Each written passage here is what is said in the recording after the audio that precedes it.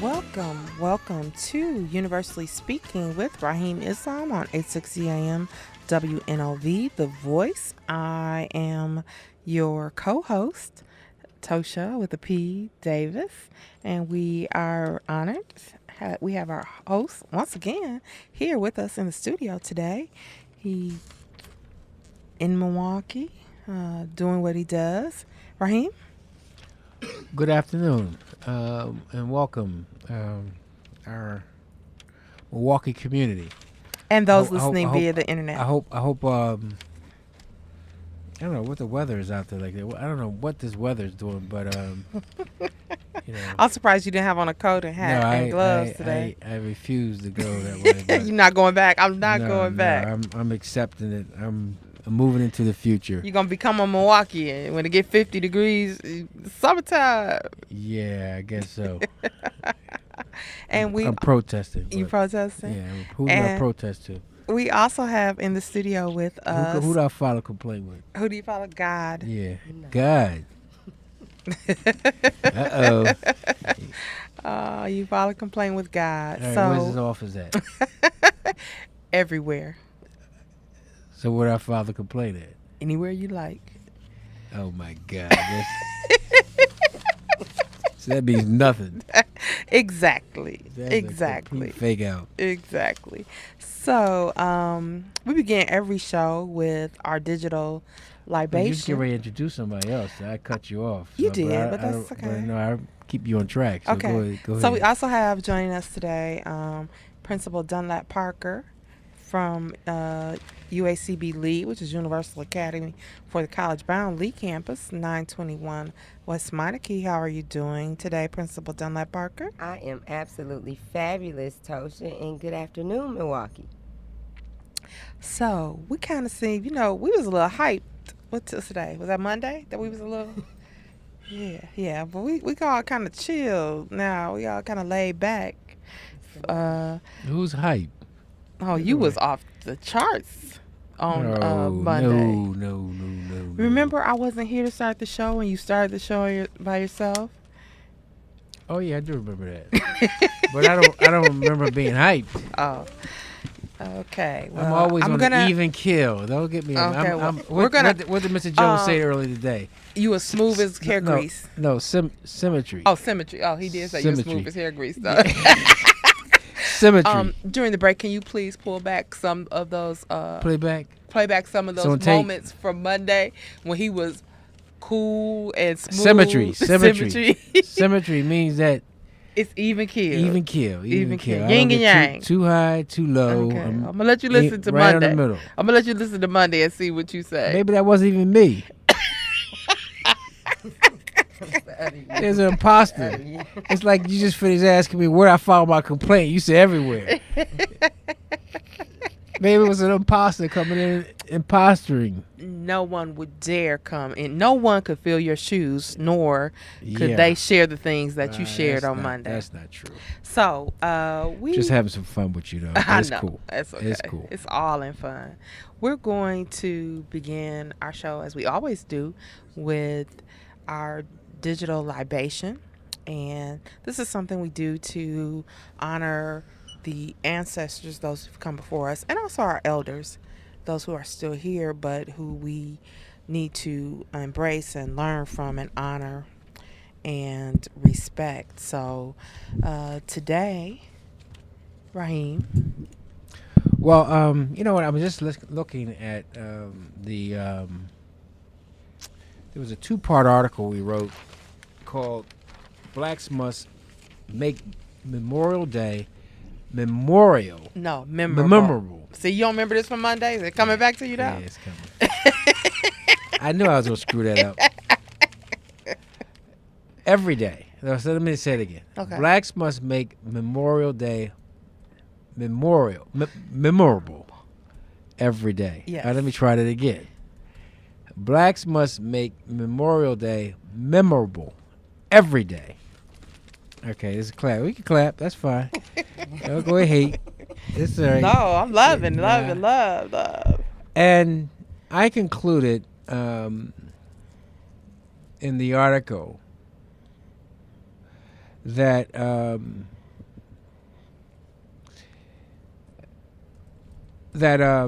I say that any black man or all the black men who have died in these wars were the greatest soldiers and our greatest heroes. And so why do I say that? I say that because of the unbelievable treatment that they had to undertake just to serve, just to put their life in line, on the line. They had to endure additional burdens to give their life. Come on. That's who we talking about, our ancestors. It wasn't enough that they could just show up. They had to literally go out of their way to fight for a country that would not fight for them. They would have to literally go out their way to put their life on the line. So what were they fighting for? Who were they fighting for? There was a sense of that we're all in this together. Right.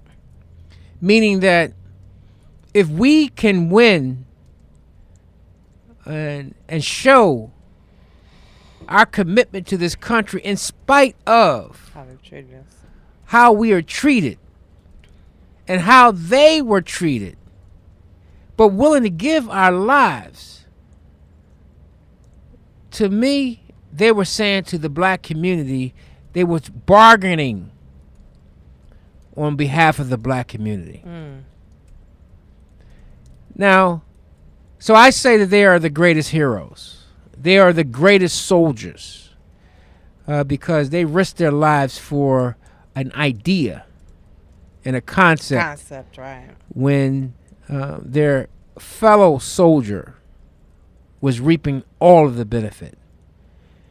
And I liken when I don't know if you remember this song, but it was a great song in my mind. I didn't understand it until later in life, when Stevie Wonder sung the song, wrote the song and sung it,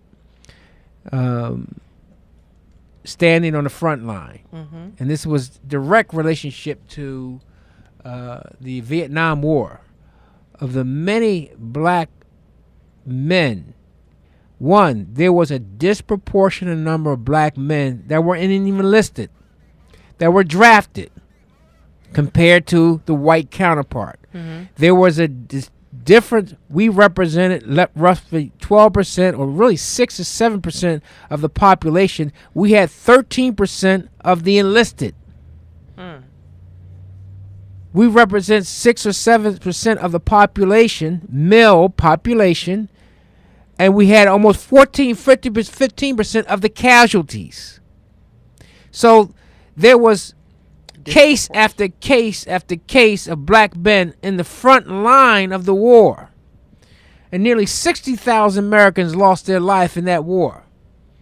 And some can question whether or not the war was even warranted or not. Why? In fact, I remember the quote from Muhammad Ali when he said, "Ain't no Vietnamese ever call him nigger." Right, exactly. You know, so this is who we dealing with. This is the type of people who our ancestors are. And why shouldn't we not pay tribute to them? Our young people, our children, should know these people are our heroes. These people are our ancestors, are our heroes, and those who fought that fought that fight, they fought that for us with limited capacity, limited skills sometimes, but very huge desires, and huge hearts, and huge consciousness, and huge black pride, and proud of being black. And they're willing to give up their life to show white America that they're just as good and working with much less. So, to our ancestors who are similar, who fought the fight, who participated in the struggle, who would not be denied, and was prepared to put their entire self, their dignity, their expertise, their life on the line for us to have a day today where we're in a so-called post-racial society. This is the thing that they fought for. This is what they gave their life for. So we owe them. We owe them not to forget them, and we owe them to carry on the struggle. So that is my libation. I say. So we have a caller. Caller, welcome to the show. Thank you for calling. You have a question or a comment?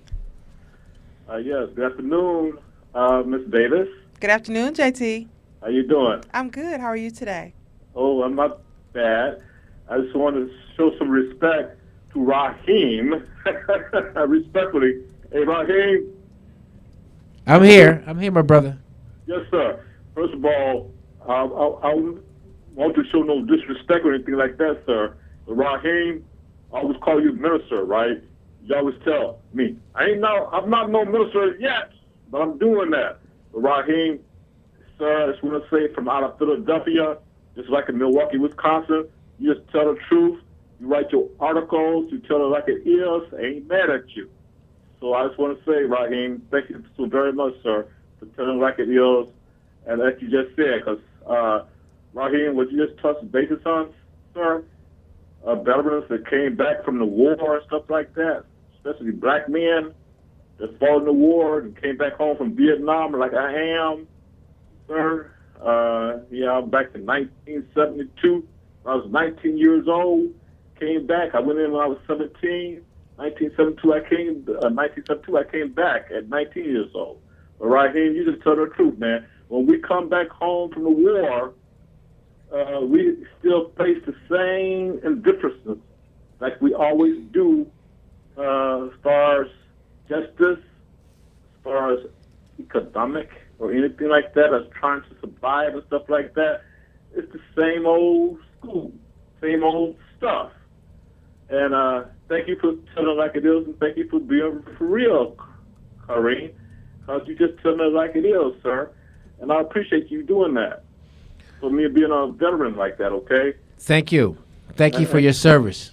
And you're welcome, sir. But Kareem, I want to thank you, too, for just telling it like it is from out of Philly, because, Kareem, I fought with some men from Philly, Chicago, you name it, Mississippi and stuff like that. Man, it's the same old stuff.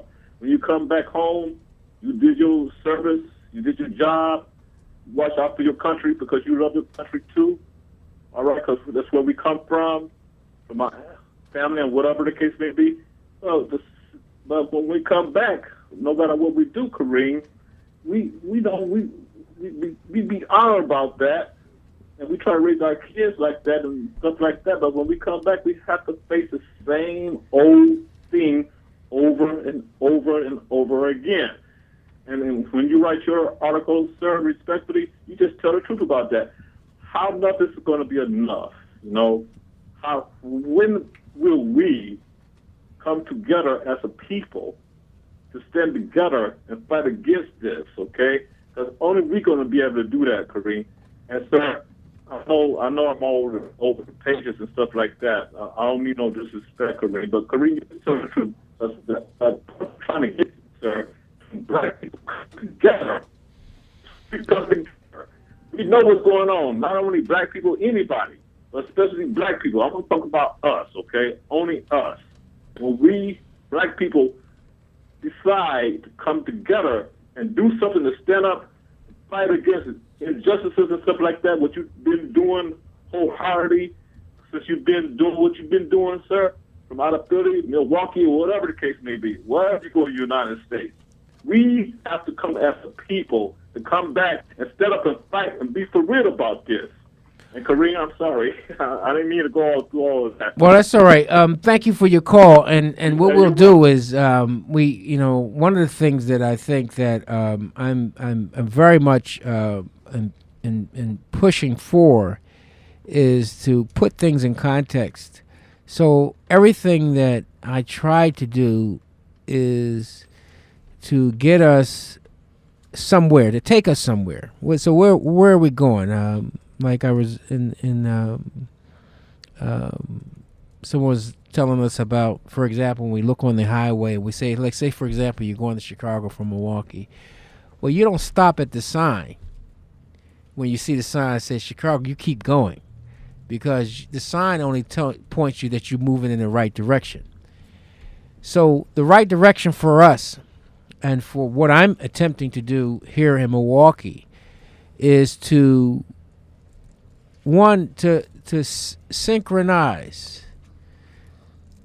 to get us all on a, well, not all, but those who are listening, those who are reading the articles, those who paying attention in any way, shape, fashion, or form. There's a ton of also one-on-one meetings that I have with leaders in the Milwaukee community. But the whole goal of all of the writing, the articles, the meetings, the conversations, the radio show here is to get us in tune. Let us reconcile what is ailing us. All right? Not that we're going to romanticize the problem, because I spend a lot of my time working on solutions. But I think that if we don't really truly value and appreciate what it is we're doing, and we have just a very elementary level of the conditions that we face, we're going to go into the situation expecting results that are unachievable, because we have underestimated the problem. And so that's not good. It's just not good. So I'm not sitting up here trying to romanticize about the problems, but I want to put them in context so that you truly understand them as best you can, so that we can move out. Because what it's going to take to change the trajectory for black people in America, in Milwaukee, and where we live, is going to require us. And unfortunately, us is the problem. Us is also the solution. So it's not what they're doing to us, it's what we're not doing. And what we're not doing is understanding our ancestors, understanding our history in this country, understanding who we are up against. The mind that we're up against is a very vicious mind. And I know it sounds kind of raw for many people, but the mind that keeps us in this box, the mind that keeps us in this type of oppression, and the mind that keeps us enslaved, while we might not be in physical chains, but for all intents purposes, we are definitely in mental chains. And that mind that keeps us physically or emotionally and psychologically enslaved and economically enslaved is a very vicious mind. It's not a enemy that we want to just pay lip service to. We have to understand what's going on here, because I question it, and I always do. I'm 58 years old, and I've been studying like crazy. I still have not found the reason, or a justifiable reason, for how one people can treat another people so bad. I just haven't figured it out. Now, I hear the likely candidates that people talk about, hate and fear and economics, but none of them rise to the level of the type of treatment that we have received in this country. Continue today, where we have to have a campaign to talk about that Black Lives Matter. Exactly. There has to be a campaign that people have to march in the streets They talk about how Black Lives Matter. So even today, and if you really get really serious with the information that's taking place, you come to find that Black lives do not matter, has not matter, and will not matter. And bottom line is they probably will only ever matter to Black people. So that's hard. That's a tough pill to swallow. But brothers and sisters, we're gonna have to swallow that pill if we're gonna be able to move forward. And so I spend a lot of my time trying to tune up, reconcile ideas and concepts. But everything that we do, in order for us to go forward, we must go backwards. We must look backwards if we're able to go forward. Amen. We have a caller. Caller, you have a question or a comment? Hello? Hello? Caller? Go ahead. Okay. So, Rahim, what does that look like? What you were just talking about? If you had to paint a picture, if you had to put it on paper, if you had to convince people. Well, it's twofold. One is there is a intervention strategy and there's a prevention strategy. Okay. The prevention strategy is what we're doing at Universal with our schools. And this is why we have Ms. Dunlap-Parker here, our principal of our Lee School, here with us. The work that you're doing is to prevent our children from becoming casualties or so troubled and so damaged that they require intervention strategy. So if we teach them correctly early, even dealing with the issues that they're dealing with, because they're coming with so many different issues, but we still believe that we do the best we can do for them at school in the education. We can keep them engaged and keep them fired up, keep them young, keep them optimistic, feed them a heavy dose of structure, blocking, tackling around academics, reading and writing, and then deal with their psychological mindset and keep them engaged to the point where they actually are not as damaged when they become young adults and then adults. Then we have done our job. So that's one strategy. Okay. That's the prevention strategy. So while we're in Universal and while we're doing schools, because that's fundamentally has to be done. And then the second strategy is the intervention strategy. Okay. And how that looks is basically is what we're doing now, talking to the adults, talking to the leaders in the community, trying to organize the leaders in the community to work more closer together, and then dropping seeds of direction that will command them to take a better look at their history. So if you don't know, then you got to figure out how to know, and come to the conclusion first and foremost that you do not know. You've just been given a teaspoon of knowledge about who you are. Just a teaspoon when we need a solid bowl.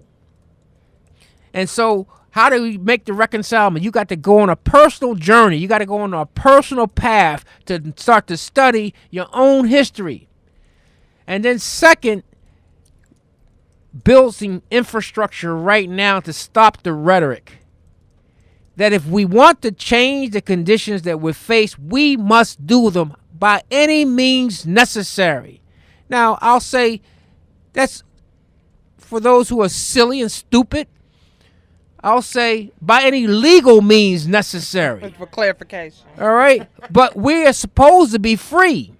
Right. Last time I checked, the emancipation was over 150 years ago. So are we free or are we not free? And if we are free, then what's stopping us? What's stopping us? I can only say it ain't the white man that's stopping us. we're stopping ourselves. One, we fundamentally don't even believe that we can change things. Right. So that's what I'm doing right now. That's some of the things that it looks Well, like. that's a little bit of what you do. Yeah, that's what a little bit it looks like. We have a caller. Caller, thank you for calling in. You have a question or a comment? Hi, how you doing? I'm fine. How are you? Caller? Yes, hi.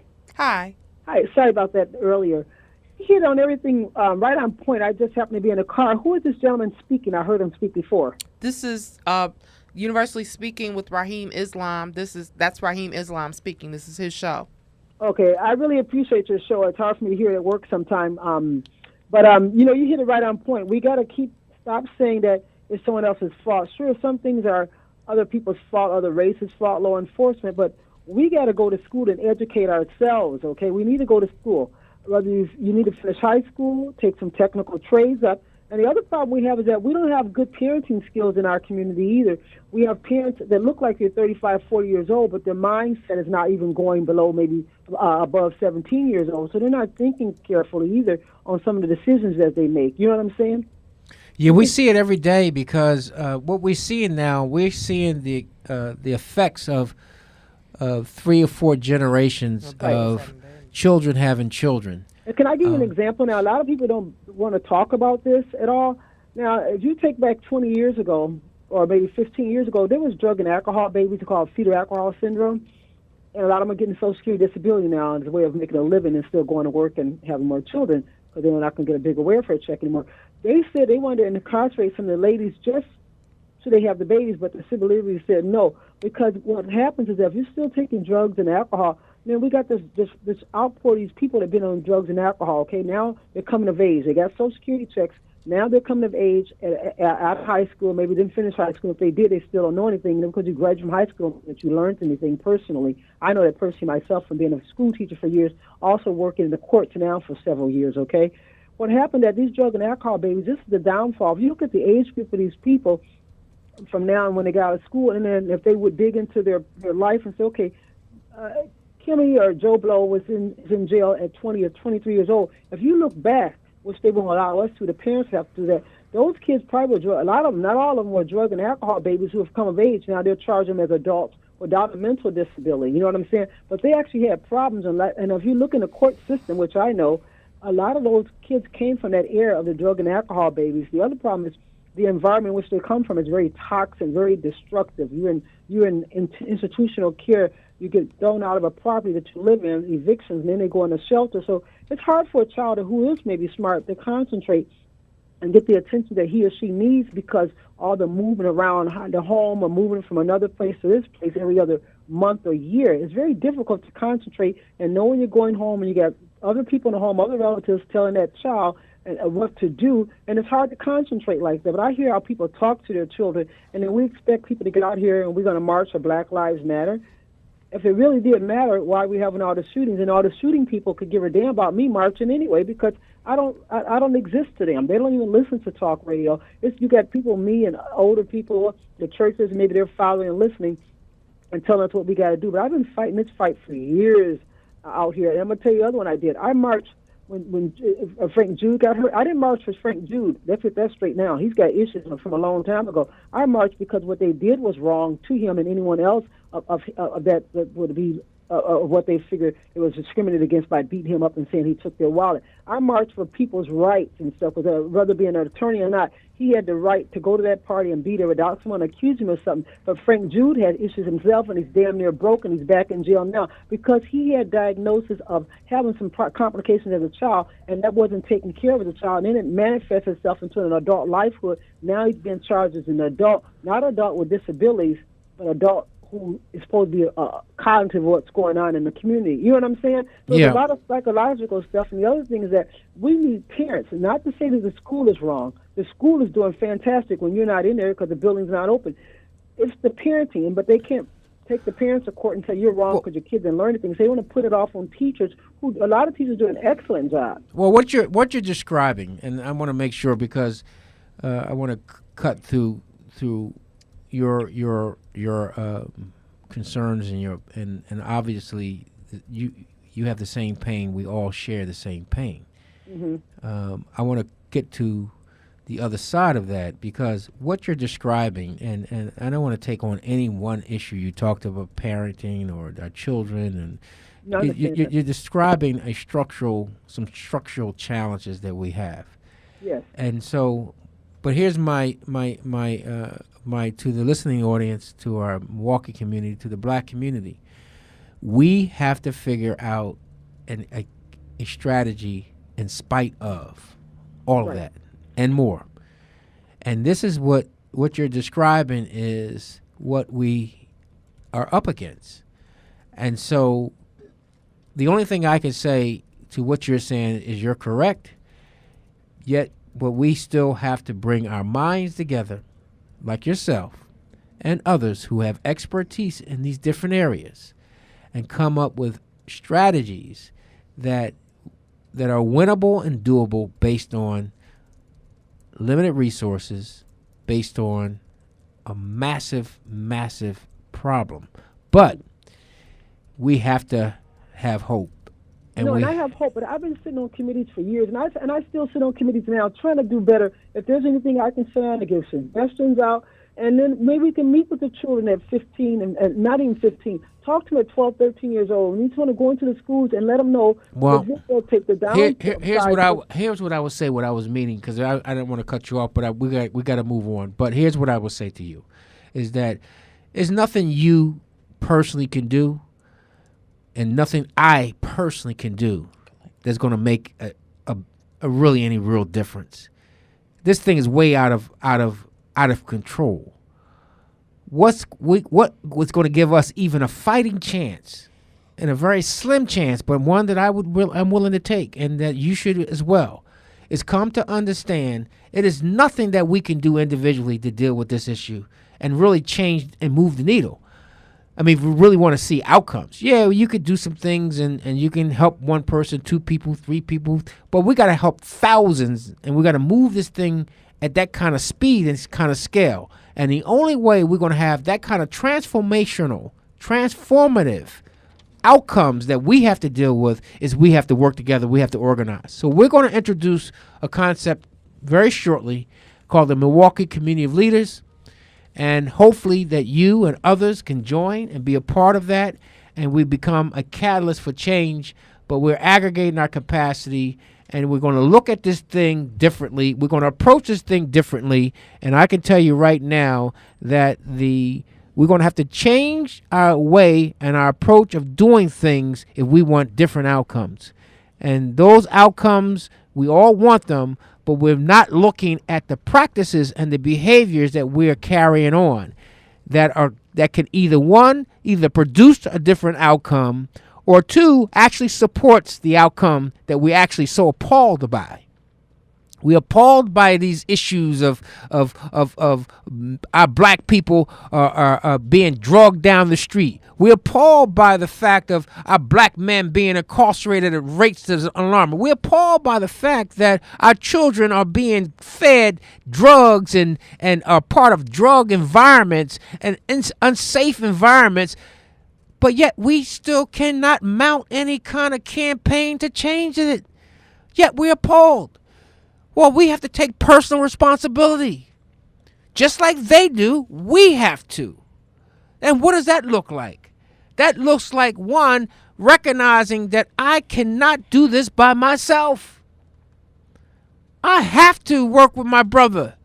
I got to get past what he owes me or what he did to me 10, 15 years ago. 20, 30 years ago. Whatever. Yeah. I got to get past what happened in the past. Leave it in the past. And think about the children who are being born in a system, in a society where they will not have a shot. It's impossible for them to have a shot. Yeah, we'll get 1 of them, 2 of them to get by, but the masses of them will be stuck in an environment and an infrastructure that will be permanent, and they will have children in a permanent situation, and their children will have permanent situation. And we are talking about what 4 or 5 generations look like with children having children. What it's going to look like when 10 generations of children having children, 15 generations of children having children. It's to be impossible to fix. So I say we must draw a line in the sand, this generation, and hunker down and begin to build the foundation to change a future for our children. And that is the only thing that can be done given the amount of problems, the enormities of the problems, and the structures and the systems that are designed to keep us down. We also have joining us today Bria Grant. I heard you earlier today, Bria. Did I hear you earlier today? You did. I was on with Sherwin earlier today. Oh, I was curious. I heard that voice. You did. Hey, Bria, how you doing? I'm good. I'm so glad to see you in the studio, Rahim. And I wanted to add that, our issues really are great. So we have definitely a great task ahead of us. And a caller sounded like Kathy, who does a lot of community work in the city of Milwaukee and has really demonstrated a commitment to what she says. And it is kind of frustrating when you're out there and you're putting out the information and you're knocking on the doors and you're losing sleep and you're spending your own money to educate your community and move them forward, and it seems like they reject it. But what we have to remember is that we have to stay committed to the cause. There's a verse that says, you can't run with the horsemen if you can't keep up with the men, the footmen. And so we have to understand that, this is just a small task for us, what we're doing. For the most part, I think back in reflecting on your article that you wrote, the foundation has been laid for the most part. We have those legislative pieces in place that force people to treat us equally.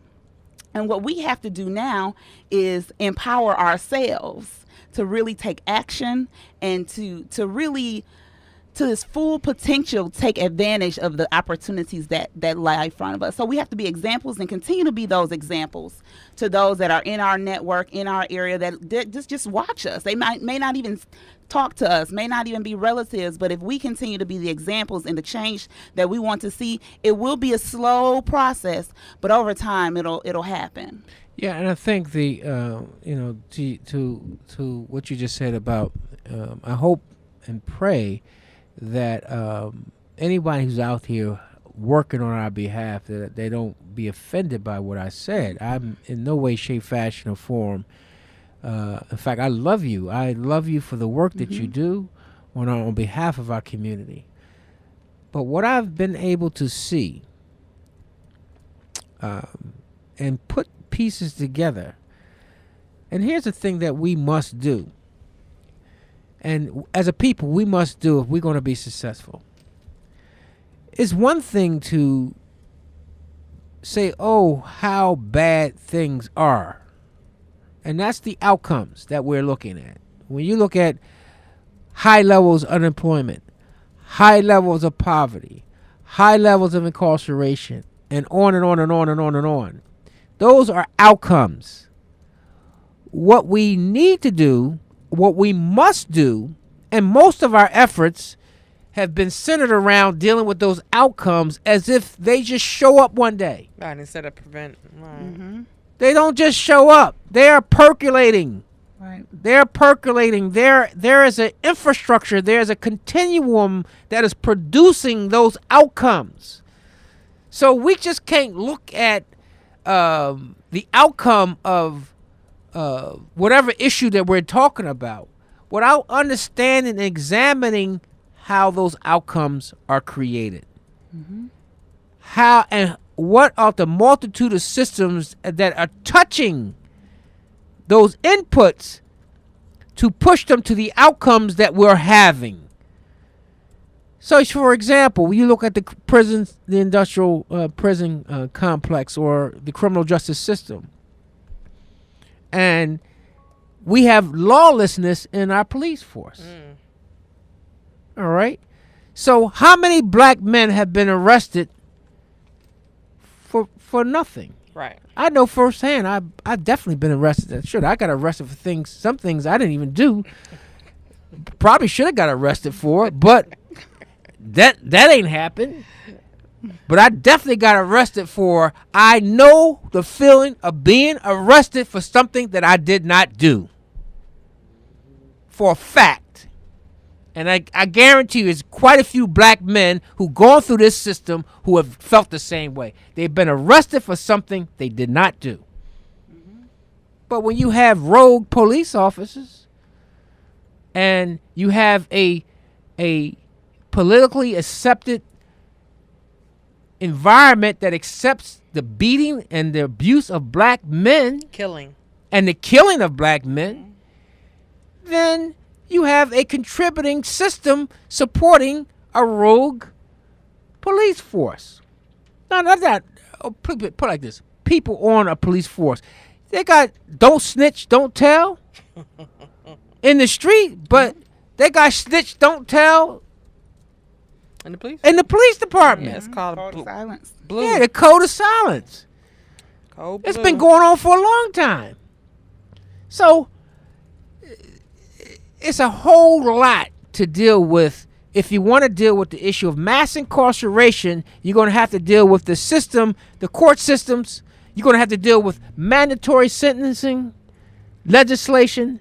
You're going to have to deal with the rogue parole officers and probation officer community. You're going to have to deal with nearly 90% of our cases are plea bargain. So who loses on a plea bargain? Where is the defense? Where's the American justice system if I'm accused of a crime and I'm unable to defend myself from the door? Why? Because I don't have the funds. I'm an impoverished person. For the same crime, somebody who has resources can defend themselves. Right. And I'm unable to. But poverty has its roots in all other kinds of issues. So I didn't become impoverished because I like poverty. 9 times out of 10, I was impoverished because I was born into poverty. Like slaves are born into slavery. Well, so the point I'm making that these all things are connected. So it's easy for us to look at, not easy, but it's probably more prudent for us to look at outcomes, but not study the systems that are producing the outcomes. In addition to these systems and these institutions that are participating in these outcomes, there are philosophies, there are ideologies that go along with these systems, that govern these systems. You got to look at them, you got to fight them, and all I'm saying, all this is going to require work. Yeah.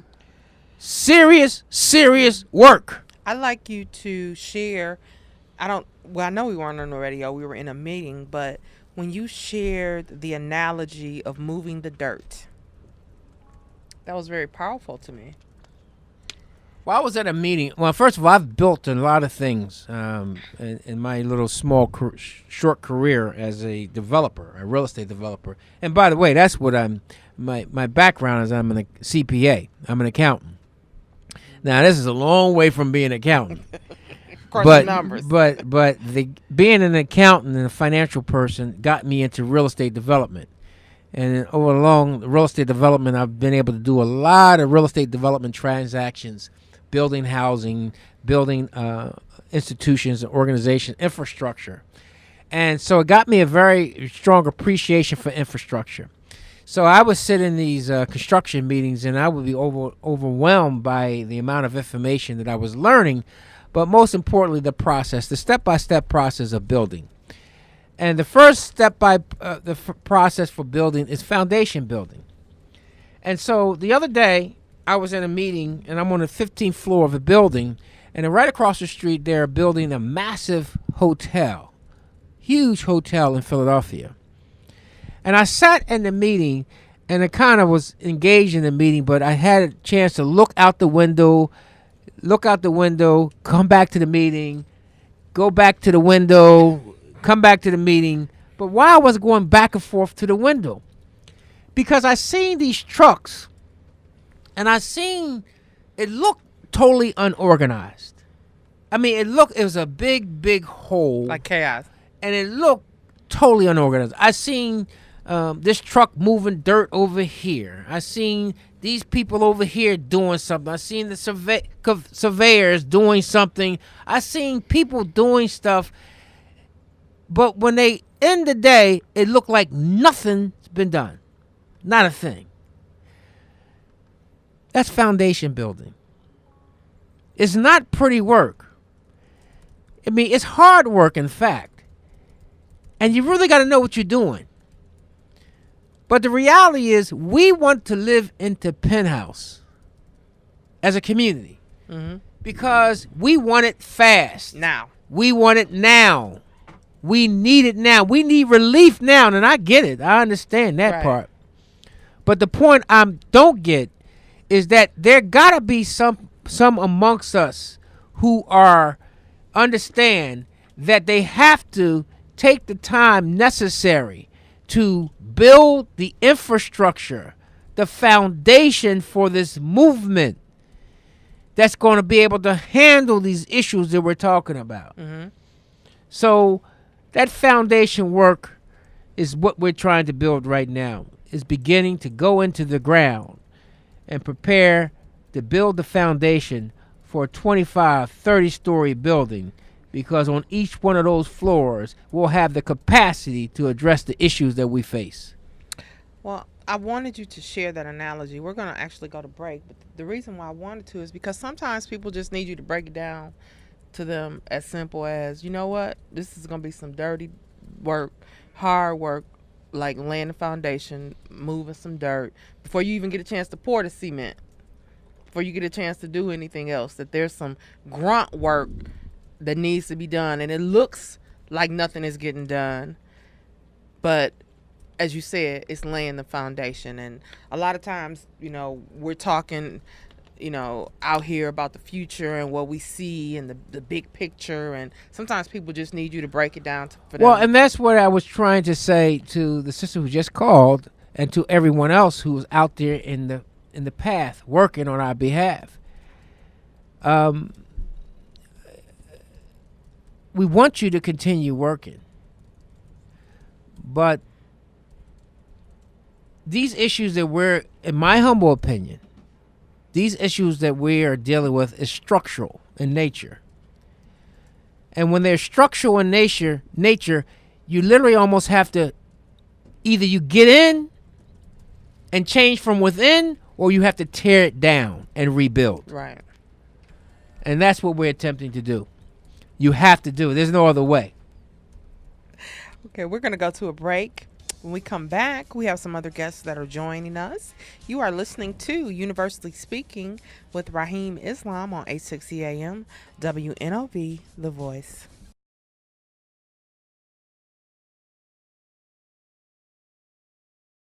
Welcome back to Universally Speaking with Rahim Islam on 860 AM, WNOV, The Voice. Well, since the break, a lot has happened. We have quite a few guests in the studio joining us now, and some of them are old friends, some of them are new friends, some of them are lifelong friends, and we're going to introduce everybody that is joining us now. There's some events going on in the community that everyone needs to know about, and as Rahim has often shared with you, we want this to be the place that people can come and not only share about what's going on in the community and their events, but also that our listeners can find out about some of the things that are going on in the community. It kind of goes back to what he was just talking about, that there's a lot of different things going on, but everyone isn't necessarily all working together, and that this is the hub. We want to create this place to be the hub where people can come together, which goes back to our name, Universally Speaking. So sitting here next to me on her phone, y'all called you out like that, is Jeanette. I think I met her, I don't know how many years ago I've known her. She was still in school, going for degrees. We both was being birthed. No, I just Coming to the mic. We both was being birthed. No, I just playing. And I want to introduce her. She's here today in this capacity, representing in Cobra.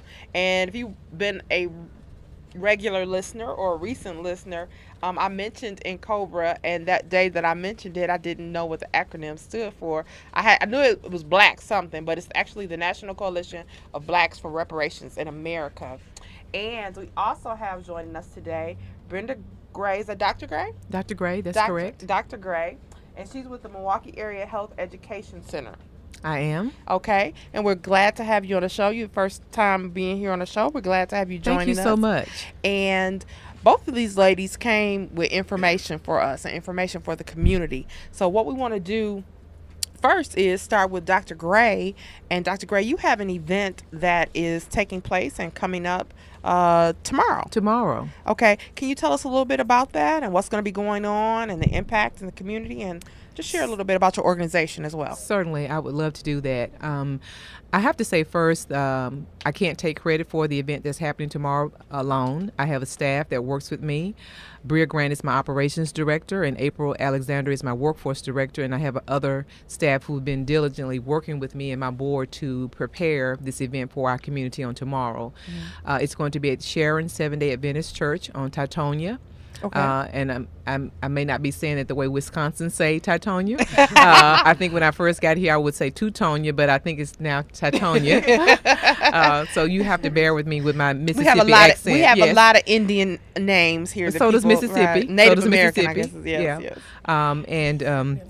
So the event tomorrow is a culmination of an idea that started about a year and a half ago. My board went through a process of strategic planning, and our first of 4 goals was to enhance the organizational sustainability of Milwaukee AHEC. And part of that goal was to really reach deeper into our communities and bond or partner with our faith-based community, other CBOs, FQHCs, which are federally qualified health centers, healthcare systems, and public health departments to really join forces to serve our community around healthcare workforce and diversifying the healthcare pipelines for primary care practitioners here in Milwaukee.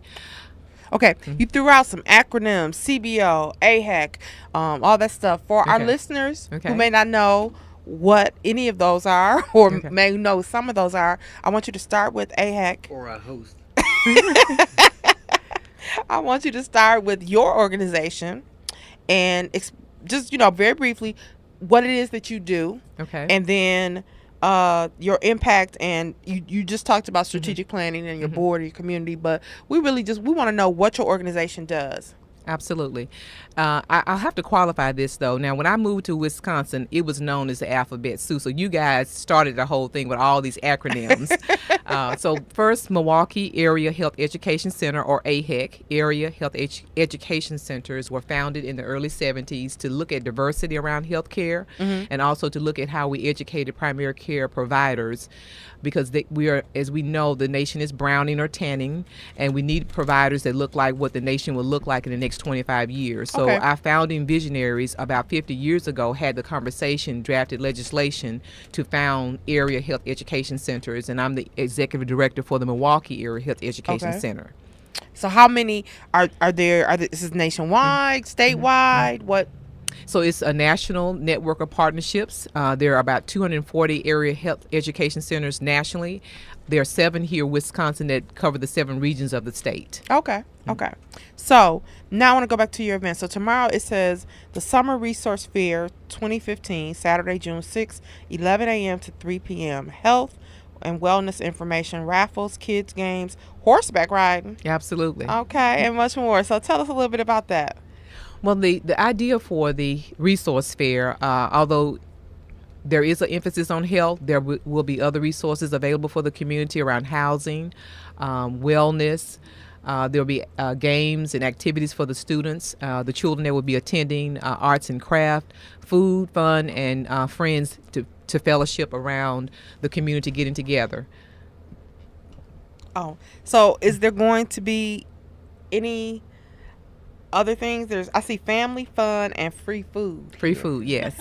So we have several sponsors who will be providing hot dogs, hamburgers, drinks, chips, and just light food of that nature. Okay. So this is a family fun event for people to come out. So we don't want people to think that this is just a resource fair. It's just going to be paper Absolutely. And pick up. This is a family event. It's a community event to bring families together to enjoy with their children and to learn things about the 8 laws or principles of health and wellness. Oh, okay. Wow, I wish I had time for you to tell me about those 8 laws and principles of health and wellness. I think I could use that in my life. Can you come back again? Absolutely.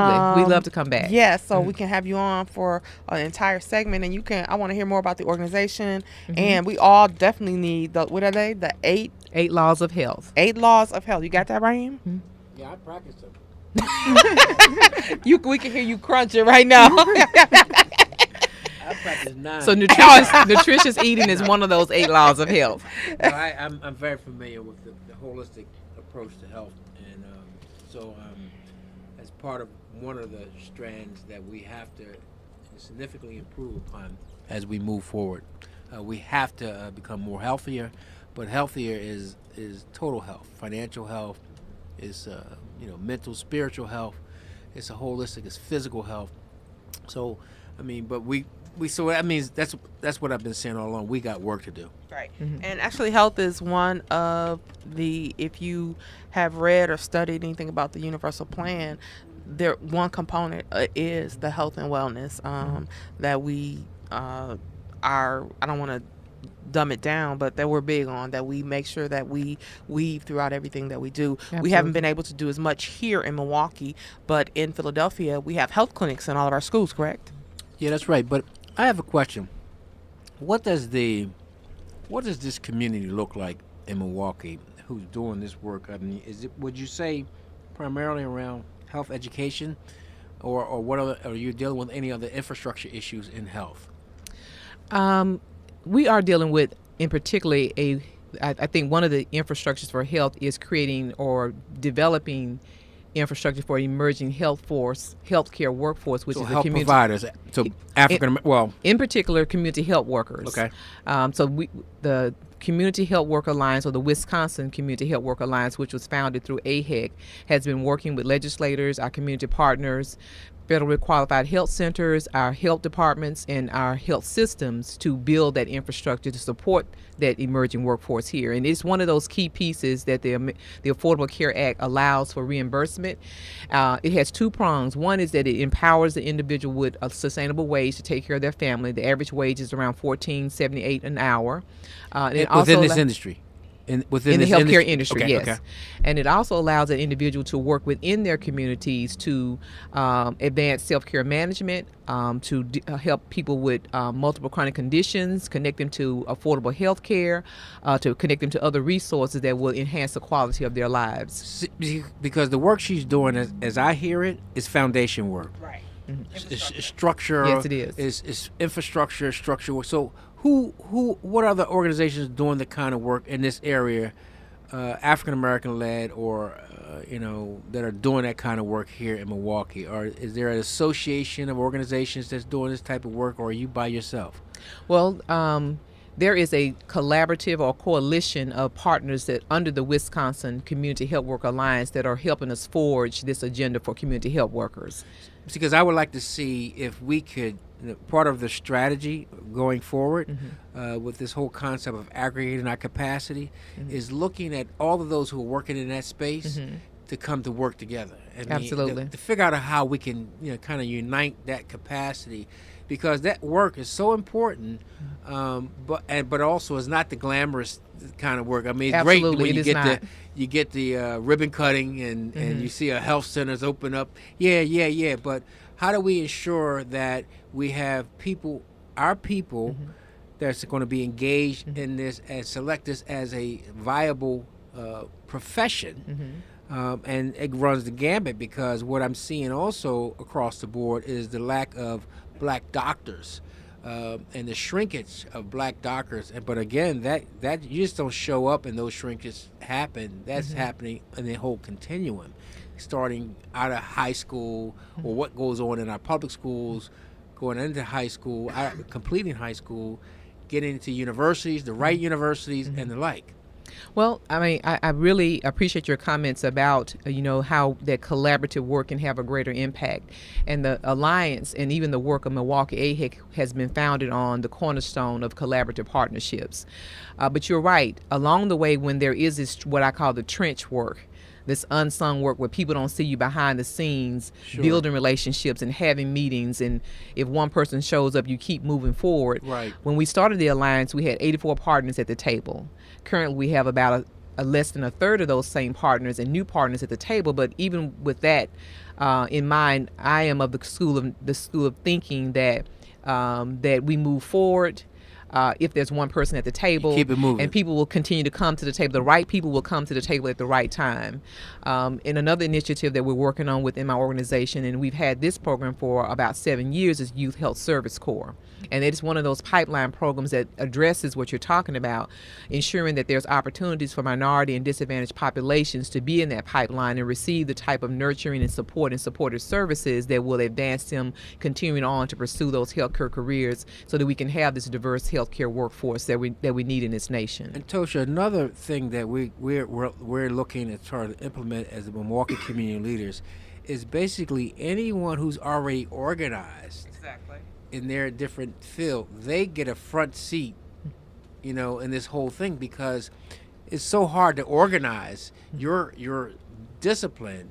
But if you've already done that, then that means we don't have to go through all of the multitude of different organizations that represent that discipline. We can look to that organization to now spread the word. Absolutely. And participate with other organizations that's doing the same thing. I agree.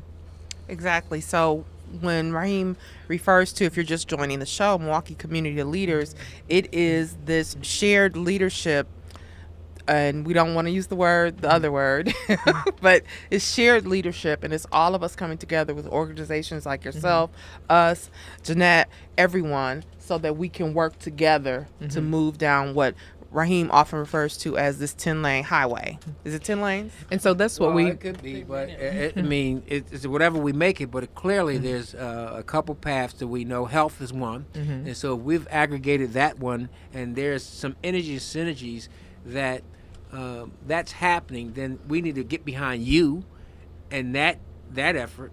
Education is going to be another one, like K-12 education, or actually K-16 education is going to be another path, highway. Economics is going to be another one, and many times economics crosses all of the lanes, but Absolutely. Clearly the economics. And then the last one that most people fail to really value, which is the one we're kind of upholding, is the education about who we are and where we are. And I liken where we are as like being in the belly of the beast. If you think we're if you think that we're in Malibu, sitting up outside on the beaches and enjoying life, we sadly mistaken. We're in a fight of our lives, and I mean that literally, the fight for our survival as a people. And that's what I mean. We're in the belly of the beast because every institution is against us in many ways, or have created alliances with policies that are against what our agenda is and our survival tactics are. So that's why I say we're in the belly of the beast. And I'd like to add another E to what you've kind of shared with us. I had some thinking a couple of years ago, and you talked about education, employment, economics, and I think the environment. Collectively, that's the physical environment Absolutely. that we live in, where we have inadequate homes, there are inadequate green spaces in our communities, inadequate food places for us to have appropriate nutrition. And so environment, I think, is very key when we're looking at addressing those issues, those lanes, that we should include that as part of the conversation. And so those lanes, management of those lanes is going to require some strategic thinking and some strategic planning. So I'm really great to hear what you're doing and others who are doing it, and find out how we can create a big enough voice to get your participants back to where they need to be. Anybody who's out there doing this work should be working in this collaborative. And we got to share with them and maybe urge them, sometimes even fight them to participate, because those who are organized the best, we want to learn from them. Absolutely. We want how do you do it? How do you keep people engaged? How do you track what you're doing? We got to figure out all these things while we're doing this, because that's why it's important for us to kind of give those organizations a front row seat. So one of the things I'd like to share too is one of the models that we've used to be able to do that effectively is what we call the collective impact. And I would love to be able to share that with. I'd love to hear it. Love to, not at this particular meeting, Yeah. but I would love to come at another point to share how we use that particular model to raise the Alliance to the place it is We're pushing today. for something around the middle of July, so we'll be in touch with you. We definitely want you to be a part of it. Bria's already working on a number of different fronts, so you definitely will know. But I want to make it purposeful in bringing the entire piece that you just described, from the education side to the infrastructure side, and also the issues that you talked about on the environment. Let's deposit that into a strategy alongside an economic strategy, an education strategy. How we deal with this issue of mass incarceration strategy. So we put them all together, and there's going to be some low-hanging fruit there, but we have failed to put those issues together and come up with a collective united strategy. voice. I agree with you, absolutely.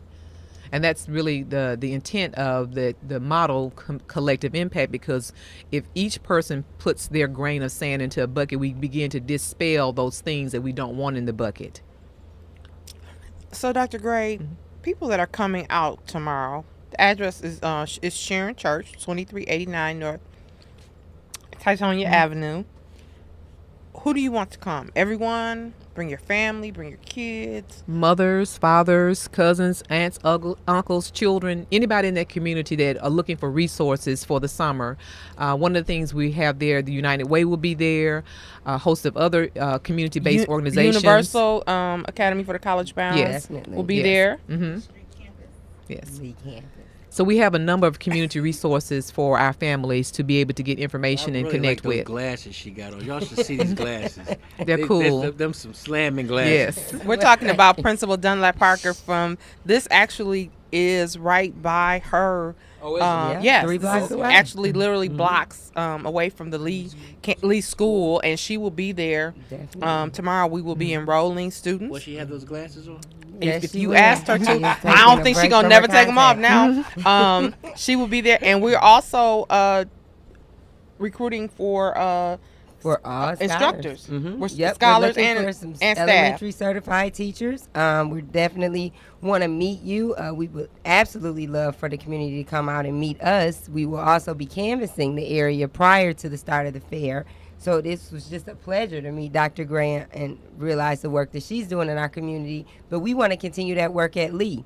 So come out and meet us, enroll your scholars. Enrollment opportunities will be available there. We're looking for certified teachers. Come out. Okay, well, it looks like it's gonna be excitement. Unfortunately, you flying out, you're gonna miss all the fun tomorrow. No hot dogs. Say you a few, yeah. Okay, Jeanette, I know that you just been waiting to get on here and talk. She can't even keep still. In Cobra, you guys also you don't have an event. You have the national conference is going to be held here in Milwaukee. That's like huge, right? Huge. First time ever. We're hosting the 26th year annual conference of NCOBRA, National Coalition Blacks of Reparation in America. Okay, for blacks in America. Okay, what does that mean? Well, NCOBRA simply means it's the premier coalition of organizations and individuals with the sole purpose of winning reparation for persons of African descent residing in the United States. And COBRA has been convening annual conferences for the purpose of sharing the progress being made towards reparations. We introduce new campaigns and initiatives and best practices we conduct in COBRA's businesses meeting and raise funds for the coalition. So this Universal Companies is a sponsor of this conference. Most definite, and I just want to thank Brother Rahim for allowing us to come, and also I want to thank you all for always promoting this for us, because this is critical, because this is the 150 years of us in this country, and we had so many things that happened to us in this 150 years. So it was most fitting to have it here in Milwaukee, because the racist state in the nation, I need not say anything else. The highest prison incarceration rate, and many other things that we suffer from in this here state we call Wisconsin. One of the things that I've been associated with in Cobra for the last 15, 20 years, and it really appalls me that the black community has been, this conversation, this topic has been removed. Dr. Gray, when we were talking earlier about some of the systemic issues in healthcare or in the whole health community, those systemic issues, they reside in every area of our community and life in America. And so reparations, in many cases, many of these institutions just 50 years ago was not bashful about being discriminatory against us just 50 years ago. And so it is not like the policies have changed. I mean, many of the policies still remain. Maybe the players have changed a little bit, and everybody's now gotten off of this racist kind of visual, physical racism. Overt racism. But the sting is still the same. Absolutely. All the issues we faced in the 60s the sting of them are just the same today. So this is why we work together. We should be supporting in Cobra and the work that the people are doing to keep that concept alive and to hold America accountable to its crime against black people, because the crime still is, the effects of their crime is still relevant, prevalent, as if it just happened. And so this is why kind of having a strategic table, so to speak, where, we support them, you go do your thing, but at the end of the day, when we start looking at what does reparations look like, we will have an argument for it resides in our education system. It resides in our health system. It resides in the dealing with us in the correctional, the justice system. All these different systems, now we have qualified, quantified, tangible outcomes that we can start meeting with these people to talk about how do we repair them. Absolutely. And this is why we look at the 5 injury areas of slavery, which is peoplehood, nationhood, and the destruction of our culture, our education, denial of education, the criminal punishment, the dual punishment system, wealth, poverty, wealth gap, the health. We look at the torture, the health experiment, all of these things that happen to us in this country. So when you look at the word reparation, remember it has an S on it. I mean, we have been stripped of our complete identity. We have identity crisis in this country.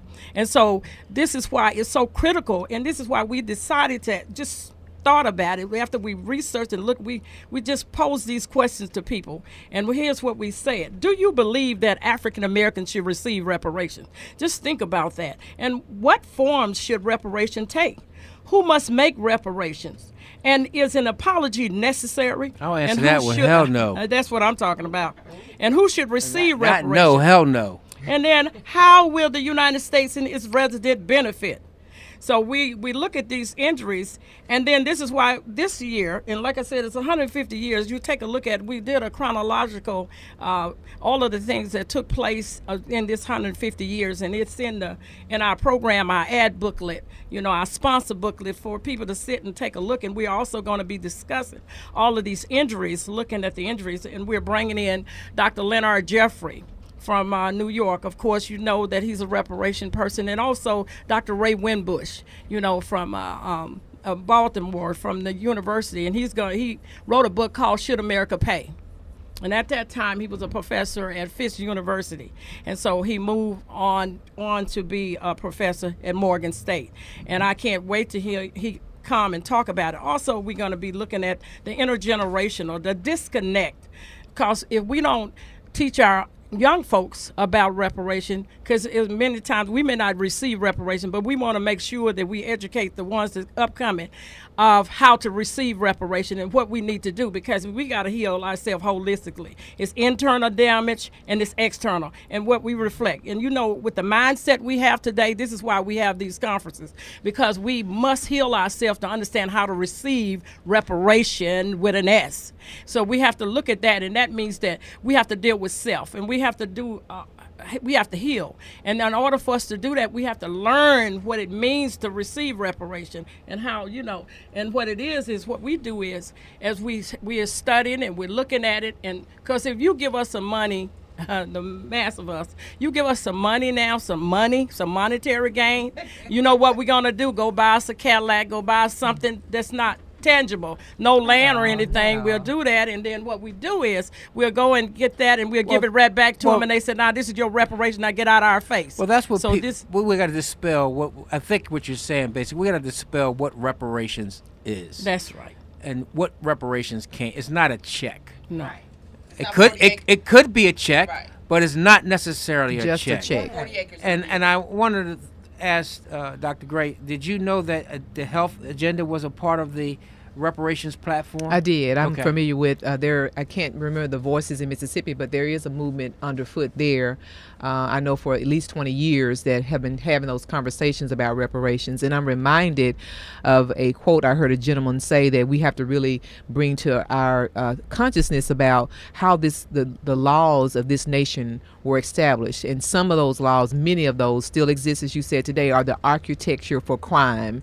And so it allows people to do these criminal things with impunity because there are laws. And we Right. have to first begin to look at policies that continue to subjugate and oppress our people and address those first. And I think one of the things that that is fundamental why this topic is not on the minds of every black man and woman in America is because we have actually, in some sick way, we've actually believed the hype of black inferiority and white supremacy. And that's interpreted in a way that says that they don't owe us anything. And then if they don't owe us anything, then that means what they done to us was legitimate, That's right. was right. And that's what I mean by the laws. The way that they're structured is the architect for crime, because Right. they were able to do these Oh, things absolutely. with impunity against us. Right. I mean, and I think that some of it is overt and some of it is covert, but the bottom line is there's so much overt that we can spend 50 lifetimes talking about them as opposed to dealing with those things that are even suburb. But the bottom line is this, is that that's why as part of our strategy for the Milwaukee community leaders is to talk about building back black pride. When you build back pride, what is fuel for black pride is knowledge about who we are. That's right. Absolutely. When you build that up, then every black man who has knowledge about himself will get behind in Cobra. That's true. And this year we're calling it the big payback, reparation, healing, and repair. That's what we call it. All right, Keon, come on. The big payback, June the 25th through the 28th. And it's going to be at the Wisconsin African American Women's Center, 3020 West Fleet Street, Milwaukee, Wisconsin. And we are asking for all the vendors. We're looking for vendors. We're also looking for people to take out ads, become sponsors, and also come to the banquet on Saturday night where Dr. Ray Winbush is going to be speaking after the intergeneration, after young folks speak. It would be Muhib. It would be Abanad. Is going to be Brother Ajimu. They all are going to be doing the town hall on Friday. You don't want to miss this here. It's Friday evening after they finish with the town hall meeting, and then Dr. Leonard Jeffrey is going to back up with solid evidence as why this is necessary, that we pass the torch and don't be a long time leader in this here movement, because we will not make it happen until we do that. because educating our young folks to make sure that if we don't receive it, to make sure that they have the ability to do that. And also, I am from Mississippi as well. I was born on a former plantation, Delma Whaley's plantation. My mom and dad were from can't see to can't see in the field, playing with one mule. So when somebody tell me that why reparation, oh, that was then, that was not, well, I'm the direct descendant, and I beg your pardon. So I work hard on this here. I've been working on reparation all my life. And it goes back to Callie House in 1896 when she petitioned for reparation. It goes back to Harriet Tubman when she petitioned for the pension being paid. It's been from day one that we always been fighting for reparation. So it's about time. It's overdue. And this is why we have to learn of where we come from, how to receive it.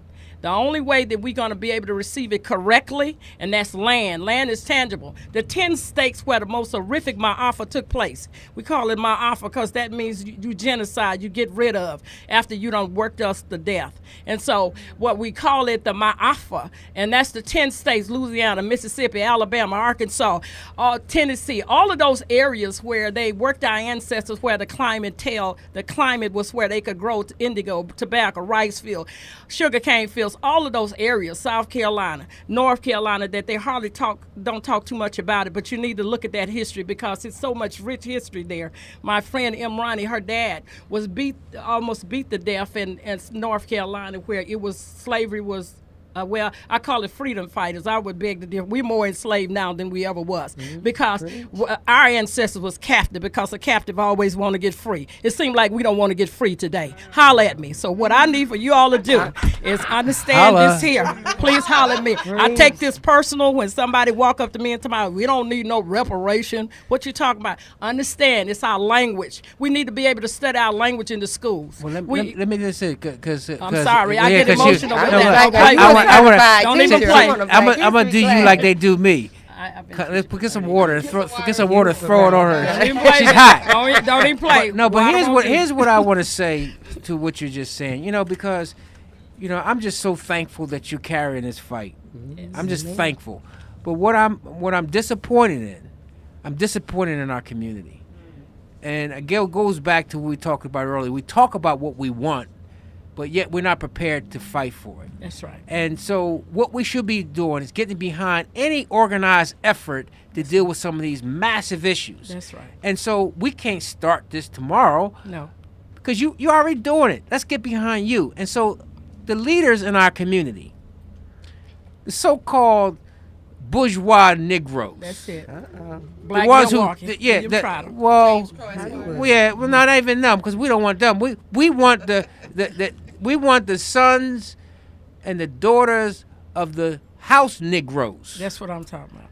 To understand that this is your fight too. That's it.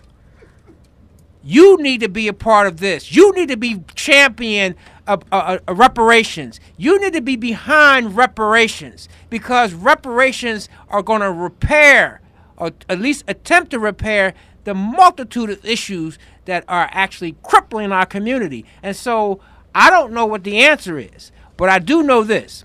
If we can create a big enough voice, we could get behind you, sister, and what you're doing.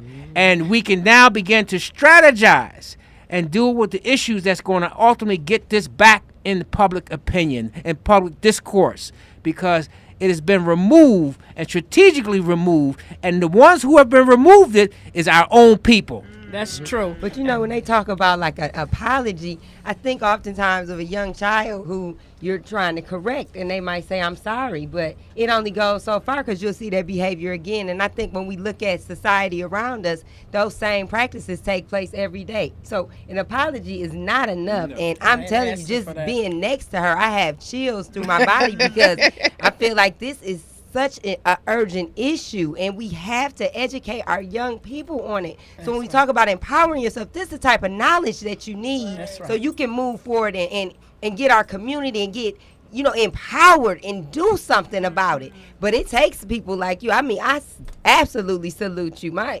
glasses come off to you. I mean, this is just awesome. We're going to post and a I picture cannot of her wait. glasses on our page. But also, Universal will be there. And when I first got the information, I was like, wow, this is so great. I never thought that something like this was going on. And then they even sit next to you and hear your passion for it. I mean, I will be there every day. Now, I cannot wait to be there. I need for everyone to be expedient about getting your ads in. And please, I need you all to come to the banquet, register for the conference. We need that.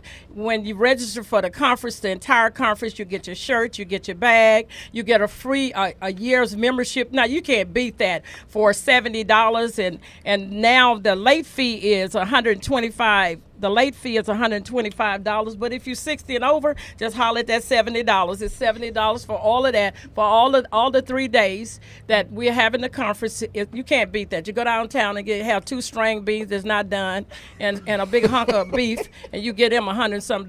You know what I'm saying? So come on and holler at us with this here. You can't beat this price.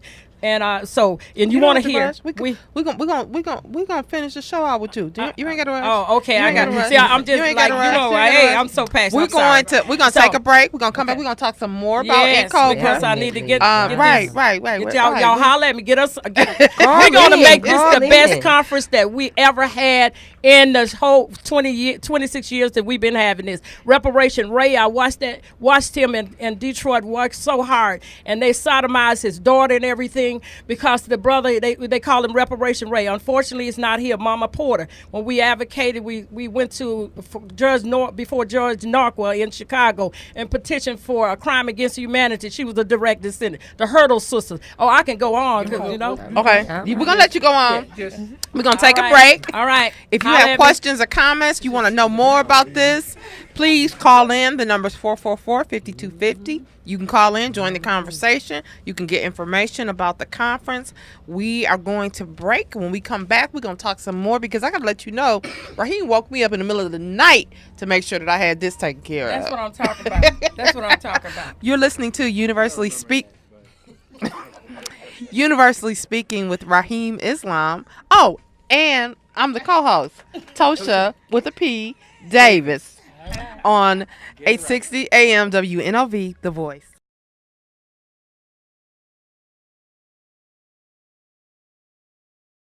Welcome back to Universally Speaking with Rahim Islam on 860 AM WNOV, The Voice.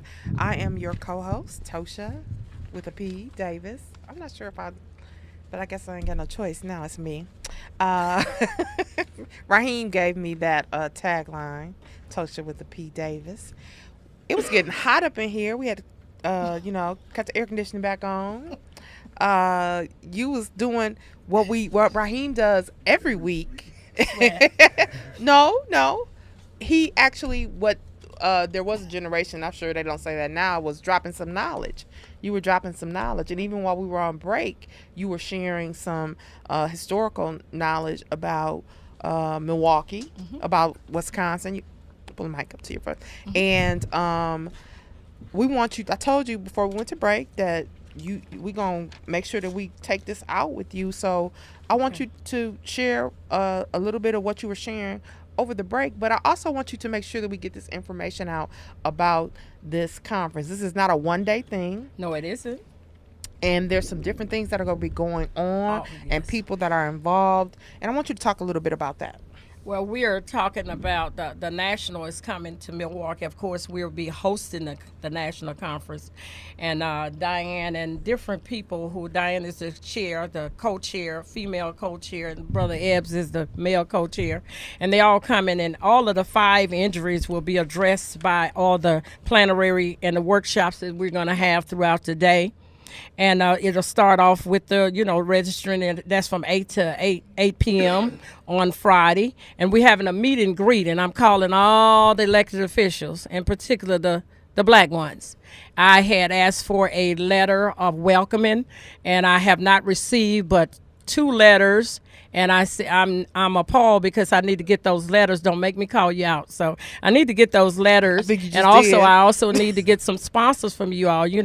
I was promised those letters. I have not received them. I would like to do that because it is very difficult for a person to put together a whole whole ad book. And I'm putting that book together, but I can't put it together until I get the rest of the information. And please take out some ads. Register for the conference because we need to make this here, show them that it is some black folks here. It is some concerned black folks here. Everybody's not slave. I hope some of them is captive people, like our ancestors. So I want everybody to come out. We're having the meet and greet on Thursday, June the 25th. And that's at 6 p.m., community meet and greet. And like I said, I'm looking for all the elected officials, the one who want their jobs. And as one who are aspiring to get your job. And on Friday, on the 26th, 2015, from 8 to 8 p.m., that's registering, and 9 a.m. to 9 p.m., we have an African marketplace. Please come and do your vending, because to support the black business, so I would appreciate if you hurry up. Please hurry up and register, because it's first come, first serve, and we having, it's limited space. And let me see, 7 to... But you know what else? Not only that, if you don't know about it, this is an opportunity for you to get involved. This is an opportunity for you to get educated. You don't have to come every day, but come and get some knowledge. Ptosha, how can we promote this more? What can we do to What we're going to push? do is I'm going to add this to all of your social media pages. I want also the number where people can call if they want more information is. Sure, you can call my number 828, because Homeland Security got everybody. Don't private. Anyway, 414-828-1410. 414-828-1410. Or you can call 414-933-1652. And we will have some follow up after the show. Yes. And if they're following me on Facebook, you say Facebook. They can follow you on Facebook, Twitter, Instagram, and we'll have it on there. We'll have that on all your and social media pages. we need to and also if you can call in at least Mondays and Fridays. Sure. And so we can constantly reinforce, because I know the conference is coming soon. We need to get these sponsorships in. And one other thing that I would suggest is that we have weekly canvassing that's going on out in the community. So if you have a flyer, right, when we're doing the other canvassing, we can give out your information as well. So okay, we appreciate that. Now I need everything ASAP. Please support us. The banquet, we're gonna have a beautiful banquet catered by Janice, and she can cook. She's an awesome caterer. And then we're going to have on Friday evening, we're going to be showcasing the vendors, and we having a vendor, Brother Jones, and we know that he's from Louisiana, and he's going to have some good food for you to purchase as well. And that will be on Friday. And so what we're trying to do is I'm trying to make sure that we're going to support all the black businesses. And please come to the Women's Center. This is where the event is going to be at, all the plenary section, the workshops. And like I said, please come support this event. You support everything else, so this one is critical because we're learning about ourselves and get that big payback. So this is that fourth prong that we always talk about, culture and knowledge of self. And I have to say that when Rahim first came to Milwaukee, one of the first things he asked me as I was helping him to meet people and go to organizations, he said, well, where's Cobra? And I was like, who? And he said, well, I know it's an Cobra organization here.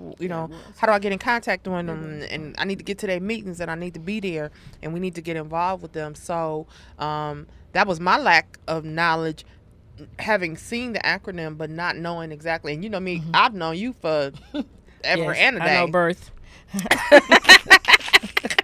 So can I ask our principal, how do we begin to institutionalize the concept of reparations and the work of NCOBRA in our young babies and our young scholars? I want to ask. Well, you know what?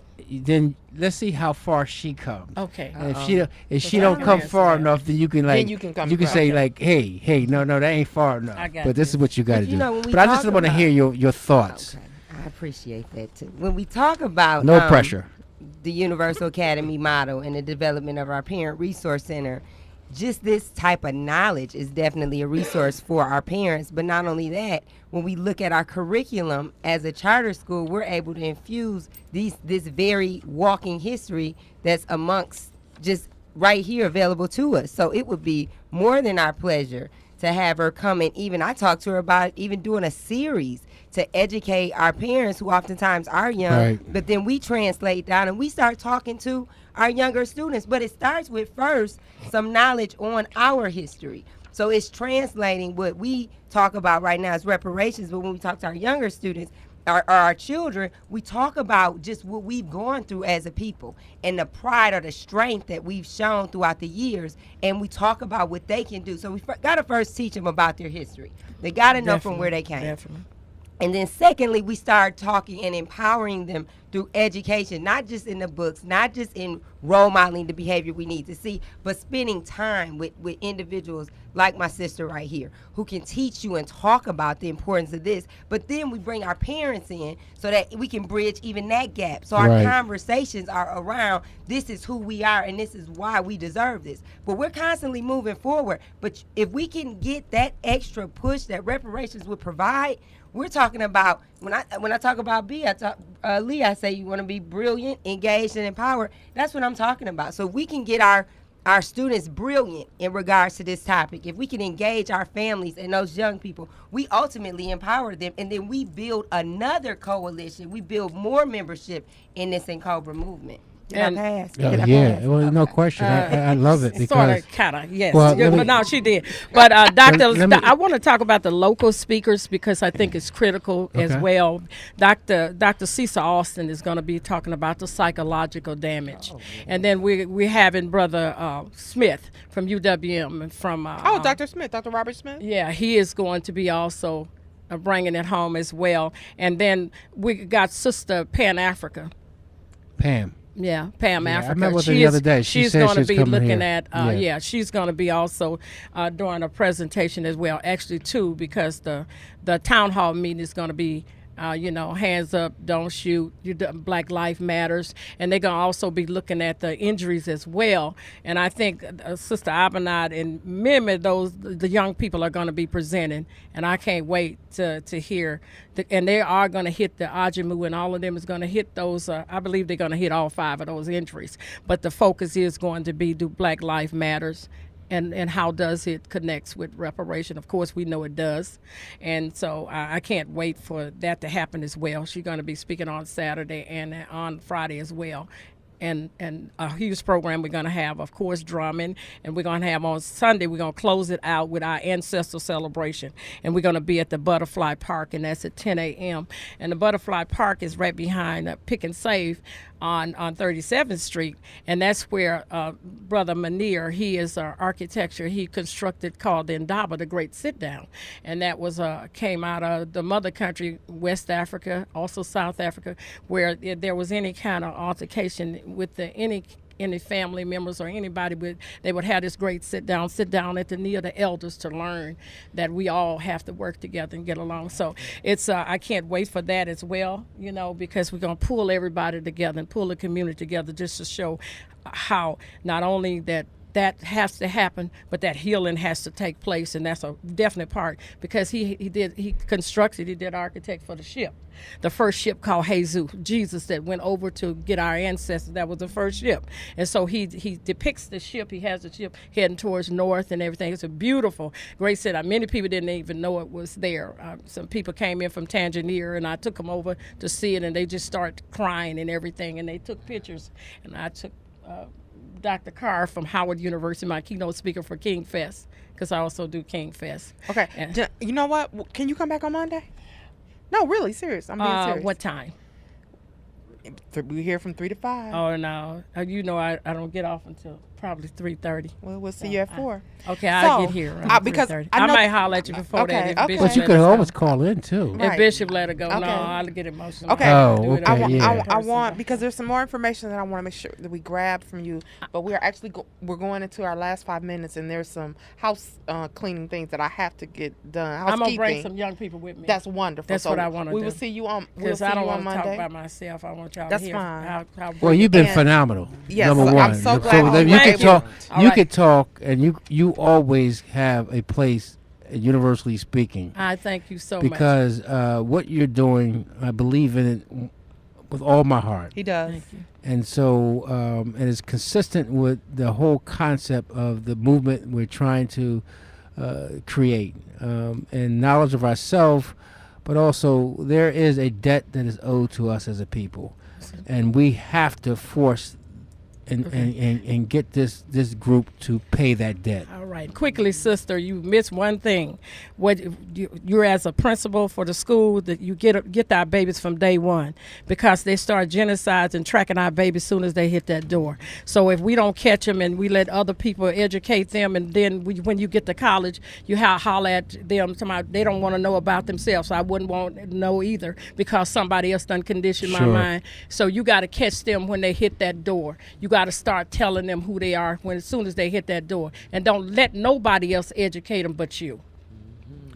I agree. I agree that we talked about this. Tomorrow we will be at the Health Education Center Fair at Sharon Church. We are looking for certified teachers, and as my sister said, we want our own to teach our own. I mean, we understand we live in a diverse world, but who better can talk, or who will be that passionate about your history? Anybody could have been on here today and talked about the conference, but I think it was just that much more richer that we could hear from somebody personally affected.